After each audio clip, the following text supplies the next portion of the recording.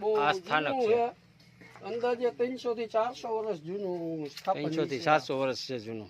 બહુ જૂનું છે અને પાછું આખું નવેસર બનાવવાનું છે.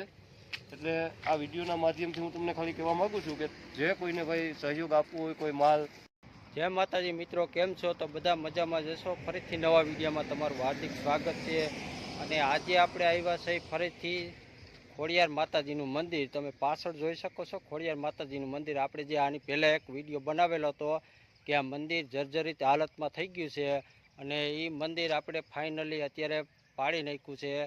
તો સૌ મિત્રોને ખાસ વિનંતી કે આ વિડીયો વધુમાં વધુ શેર કરજો અને જો શક્ય હોય તો થોડું ઘણું દાન પણ તમે કરશો તો અમે સ્વીકારવામાં આવશે. કારણ કે આ એક હાથથી કોઈ વસ્તુ બનવાની નથી અને ખાસ કરીને આપણે સનાતની છીએ એટલે આપણી આ કુળદેવી છે ખોડિયાર માતાજી, જે આ રોડ ઉપર આવેલું છે. અત્યારે તમે જોઈ શકો છો જામકનોડા અને ગોંડલવાળા રોડ ઉપર છે, રંગપર અને જોડીધારની વચ્ચે આ ખોડિયાર માતાજીનું મંદિર છે. આપણે આની પહેલાં વાત કરી હતી કે મંદિર જર્જરિત હાલતમાં છે અને અહીંયા કોઈ સાધુ સંત કે કોઈ પૂજારી રહેતું નથી. કારણ કે આ મંદિર નિરાધાર છે એટલે કોઈ અહીંયા રહેતું નથી. તો ખાસ વિડીયોમાં છેલ્લે સુધી બન્યા રહેજો. ચાલો આપણે આગળ જઈ તમને હું મંદિર બતાવું. અત્યારે પાડી નાખ્યું છે અને ધોળીધાર અને રંગપર આ બે ગામ વસારેથી થોડો ફાળો થયો છે. બાકીને જો કોઈને દેવું હોય તો રૂબરૂ આવી આપી શકે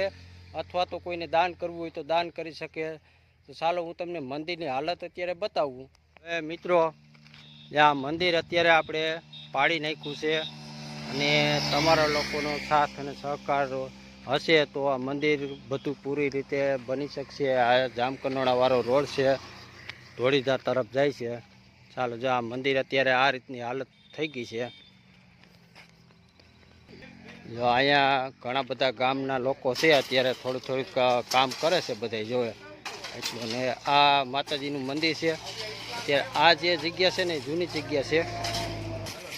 જો આ લોકો બધા આજુબાજુના ખેતરવાળા છે અને બધા અહીંયા સાથ અને સહકાર આપે છે.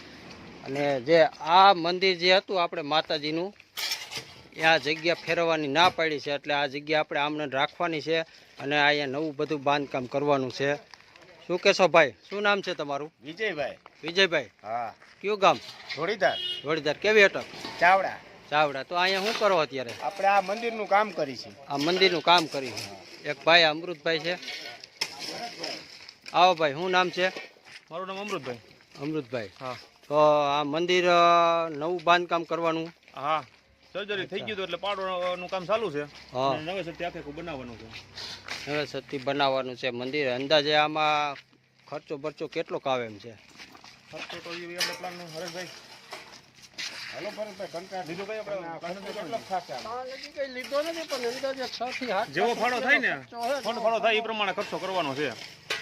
ફંડ ફાળો થાય એ પ્રમાણે ખર્ચો કરવાનો છે, બરોબર? એટલે દાતાઓ કોઈ આવી જાય તો એ પ્રમાણે બનાવી છે. નકર ખાલી અત્યારે વ્યવસ્થિત આમ માતાજીનું વ્યવસ્થિત થઈ જાય એ રીતનું બનાવશું આપણે એમ. અચ્છા, તો આપણે આ જે મંદિર છે અત્યારે આ જૂની જગ્યા જ છે ને? હા, બરોબર. બહુ જૂની જગ્યા છે, આપણે હમણાં રાખવાની છે. હા, એ એમને રાખવાની. ઉપર આખું નવું મંદિર બનાવવાનું છે. ઉપર નવું બનાવવાનું, બરોબર. તો મિત્રો, ખાસ કરીને જો કોઈ ફ્રેન્ડ ફોલોવર હોય ને તો તમને જો કોઈને એવું લાગે તો તમે તમારી રીતે દાન આપી શકો છો અથવા તો તમારે કોઈ માલ સામાન આપવાનો હોય તો માલ સામાન આપી દેજો. અને આ રોડ ટચનું મંદિર છે, જામકનોડાથી ગોંડલ રોડ ઉપર રંગપર અને ધોળીધારની વચ્ચે છે. કોઈને જો એવું હોય તો રૂબરૂ આવીને અને જોઈ શકે છે, બરોબર ને? હા, અહીંયા કોઈને એમ થાય કે ભાઈ આપણે માલ દેવો છે, હા, તો ગમે એ માલ અહીંયા સ્વીકારવામાં આવશે. અમારે તો ગમે એ વસ્તુ પૈસા દે તો લેવી છે. કોઈ સિમેન્ટ આપે, લોખંડ આપે, કોઈ લાદી આપે, ગમે એ વસ્તુ એમ. અને માલ દેવો હોય તો માલ દે, એમાં કઈ વાંધો નહીં. લોખંડ છે, રેતી. ચાલો આપણે આ એક મંદિર જરાક બતાવી જઈએ લોકોને. ખોલો એટલે ખ્યાલ આવે કે આજ વર્ષો પહેલાંનું જે અહીંયા આપણે જે જૂની કહેવત છે ને કે ખાંભી કહેવાય, એ રીતની આપણે માતાજીનું અત્યારે સ્થાનક છે. અને આ જગ્યા ભુવા પાસે જોવરાયેલું હતું ને જગ્યાને અડવાનું નથી, હમણાં રાખી દેવાની આ જગ્યા. જો આ સ્થાપન જ છે માતાજીનું. આ બહુ આ સ્થાનક જૂનું છે. છે. અંદાજે 300 થી 400 વર્ષ જૂનું સ્થાપન 300 થી 700 વર્ષ છે જૂનું. બરાબર. એટલે મંદિર વહેલું બનાવેલું હતું, એ હાવ જર્જરિત થઈ ગયું હતું, માથે સ્લેબ પડે એવું. એટલે પછી કીધું હવે આને નવું રિનોવેશન કરી નાખી આખું. એટલે હવે અત્યારે વીખી નાખ્યું છે બધું.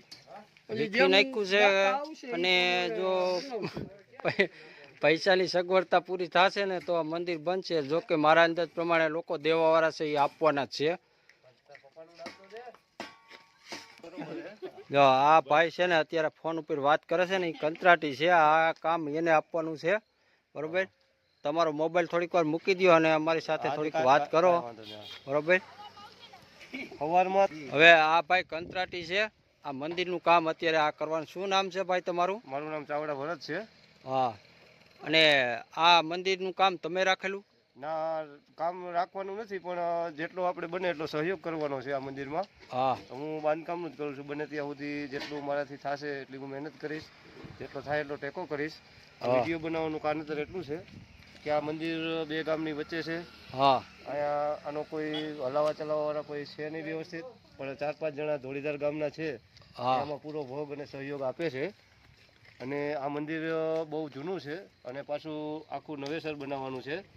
એટલે આ વિડીયોના માધ્યમથી હું તમને ખાલી કહેવા માગું છું કે જે કોઈને ભાઈ સહયોગ આપવો હોય, કોઈ માલ, સિમેન્ટ, રેતી, બેલા, લોખંડ કે કોઈને કાંઈ 2 પૈસા, ફૂલની તો ફૂલની પાખડી આપવી હોય તે આપો અને સહયોગ આપો તો આ મંદિર વહેલી તકે ઊભું થઈ જાય. આવી જ મારી ઈચ્છા છે અને હું પણ ખુદ પોતે જેટલી થશે એટલી હું પણ સહયોગ કરીશ. જેટલું મારાથી બને એટલું હું મહેનત કરી અને ટેકો આપી અને કરીશ. તમે જે કોઈ આ વિડીયો જોતા હો તે શેર કરજો, આગળ મોકલજો, જેથી આ મંદિર વહેલી તકે બની જાય અને વ્યવસ્થિત બની જાય. 2 ગામ વચ્ચે આ મંદિર આવેલું છે અને ગોંડલ રોડ ઉપર આ મંદિર છે, જામકંડોળા રોડ ઉપર. એટલે બને ત્યાં સુધી તમે પણ થોડોક સહયોગ આપો. આ વિડીયો જે કોઈ પણ જોઈ તે આગળ શેર કરજો, કોમેન્ટ કરજો અને જે કોઈને કાંઈ દાન દેવાની ઈચ્છા હોય તે આ ભાઈ કોમેન્ટમાં જણાવજો, એ ભાઈ સંપર્ક કરાવી દેશે. બરાબર. જય માતાજી.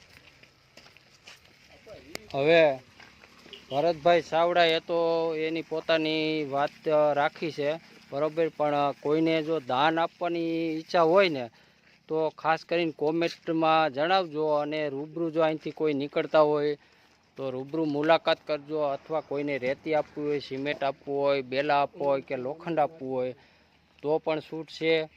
અને ખાસ કરીને ભાઈ આ અમૃતભાઈનો એક નંબર આપણે નોટ કરી લેજો, જે નંબર પર કોન્ટેક કરજો. નંબર તમારો જણાવો. મારો નંબર છે 9931 9931 9931 25 25 2550. 2550. હા. આ નંબર ડિસ્પ્લે ઉપર હું મૂકી દઈશ. જો કોઈને ઈચ્છા હોય માતાજીના ફાળા બાબત તો આ નંબર ઉપર કોન્ટેક જરૂરથી કરજો. જય માતાજી.